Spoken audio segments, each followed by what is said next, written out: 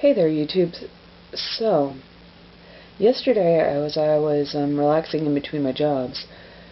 I happened to catch an article on a show called The Doctors, which is meant to be like a chat show involving a couple of doctors. Sometimes the information is not the most reliable, but they started talking about sex drive, and about how some women menopausal can lose their sex drive.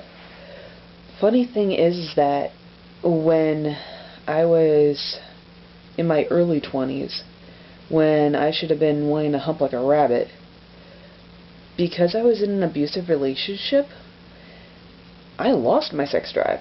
Completely lost my sex drive. Given this was post the rape, and between working my ass off at school and at work and student organizations and dating my rapist, or the woman who raped me, as well as the abusive relationship that was part of, well, that relationship continued, I completely lost my sex drive. We probably didn't have sex for the last 3 months of the relationship because I had absolutely no desire. Yeah, she would pressure me. She would pressure me. There were nights when I had worked probably an 8 to 10 hour shift, flipping skillets on a culinary line because I was a cook in college, and she would demand sex. She even had the audacity to say, well, you don't want to have sex with me anymore, and that means you don't love me because I know how much your heart is tied to your sex drive. Well, duh. But the thing is that she had absolutely no right to use my emotions against me like that. When you and your significant other start to have problems in the bedroom, that's when you start to have open, honest conversation. That is not a time for pressuring or shaming or coercing somebody into engaging in a sexual relationship. And with the relationship after her, toward the end of it, because I worked my ass off, and I would come home and have to clean and cook, and between my ex-fiance's hand hygiene, and the sheer fact that she acted like a little childish brat. Woman was 25 years old, didn't cook, didn't clean, didn't take care of herself, didn't even know how to drink water when she had a fucking cold. Yeah, I lost my sex drive in that relationship. Oh yeah, because I was with somebody who acted like a childish brat. And oh yeah, I'm not a pedo.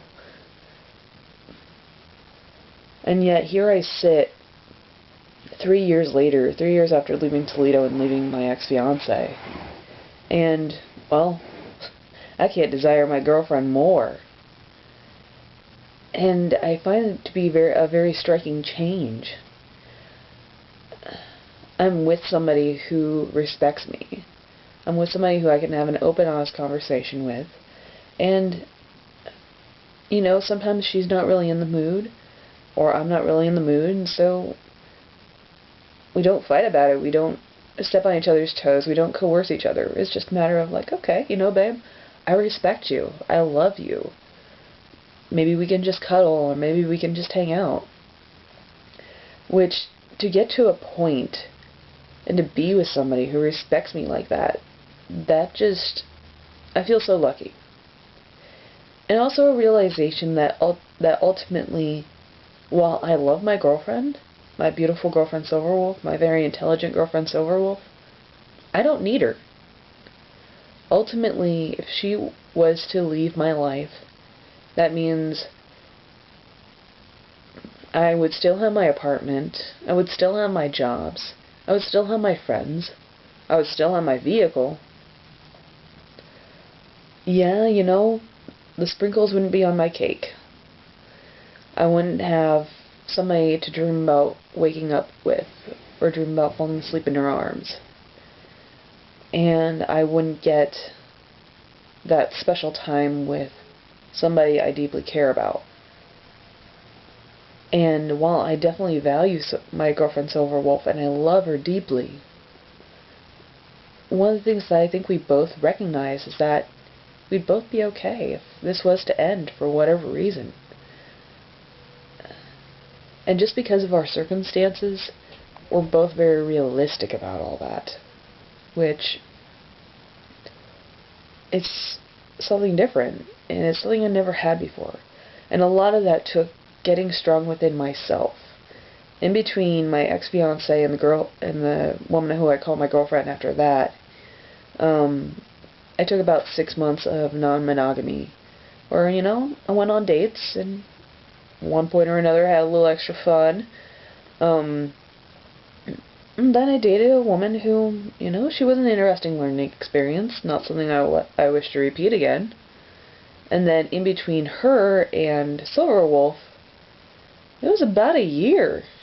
But I think that year was so good for me because, I went out and I went on lots of dates and I got to hang out with lots of different women. But I also got stronger within myself.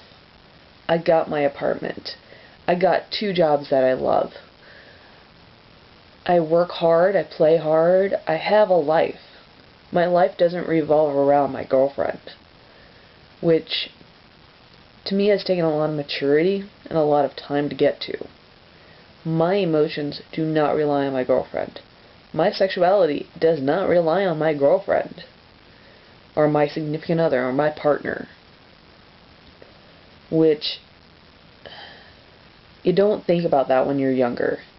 A lot of people, let's put it that way, don't think about, ultimately, it's all about you. Yeah, you share yourself with somebody, but ultimately, at the end of the day, it's all about you. And you have to have your life the way you want it before you can have a good relationship with somebody else. So, that's just my thoughts on the situation. Peace out, YouTubes.